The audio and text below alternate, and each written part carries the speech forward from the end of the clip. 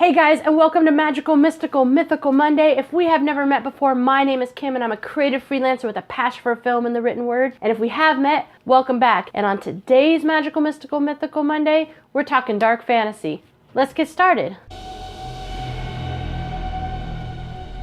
Alright guys, so we are talking dark fantasy. What is it? Why does it belong to Magical, Mystical, Mythical Monday? And what are the elements you can utilize to create a story that lives in the world of dark fantasy? So let's start with what dark fantasy is. Alright guys, so what is dark fantasy? Dark fantasy, the best way to describe it is fantasy with a tinge of supernatural and horror. It's actually one of my favorite type of literary genres. It can also be used in film as well, and we'll talk about a couple examples of that once I give you the 5 elements of dark fantasy. And if you want a more in-depth take on dark fantasy, you can head over and check out my blog. I'll link it in the description below. I do a more defined workup on this topic, as well as a bunch of other great workups on tons of other stuff having to do with film and the written word. So if you're interested in more content from me, go ahead and check that out. The link is in the description below. So now that we kind of have an overall idea of what dark fantasy is, let's talk about the elements that you can use to create a world or story that lives in this genre. So the first element is the overarching story theme. And the overarching story theme of most dark fantasies is that the main character is trying to save the world. It can be the physical world, it can be the spiritual world, it could be the magical world, it could most definitely be their own world, but the overarching theme is the struggle to save their world. So another piece of dark fantasy is the characters often have an internal struggle. So not only are they struggling to save the world, they're also struggling to save themselves. They have moral dilemmas. It could even be they're fighting for their sanity. The character in a dark fantasy will have that. So if you think about it with 1 and 2, the overall theme of the story is struggle, both internal and external. So let's move on to another element. And this element is kind of something that is truly definitively dark fantasy, and it is the happy ending. We take it all for granted, but sometimes in dark fantasy there is no happy ending. It can leave you kind of like, wait, what just happened? That's kind of the idea. So dark fantasy tends to, where in typical fantasy the princess gets her prince, she gets rescued, there's a happily ever after, they ride off into the sunset. In dark fantasy it's not necessarily that way. It makes for a more realistic, the word that I'm trying to look for is escaping me. A more dynamic story. So the fourth element is kind of the crux of the whole dark fantasy genre. So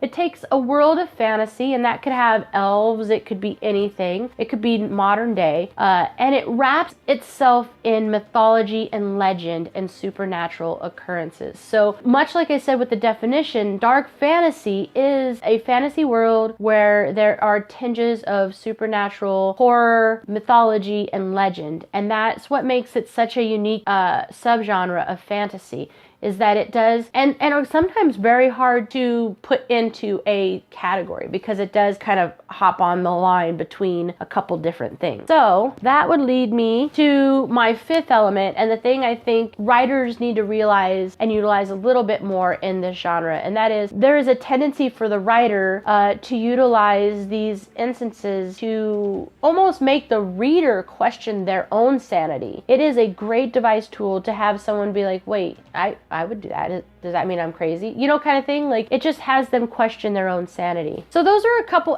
elements of dark fantasy, the genre. If you guys know of any other elements, go ahead and put them in the comments below, as well as, hey, if you have any great dark fantasy, like art, literature, or films that you think I should check out, go ahead and put those in the comments below too. So let's talk about a couple of examples so that you kind of have an idea of what dark fantasy looks like. So in literature, dark fantasy is stuff like The Dark Tower by Stephen King, some of Clive Barker's stuff. And by the way, I did a workup on Clive Barker over on my blog as well, so check that out while you're over visiting. And so literature-wise, that's kind of it.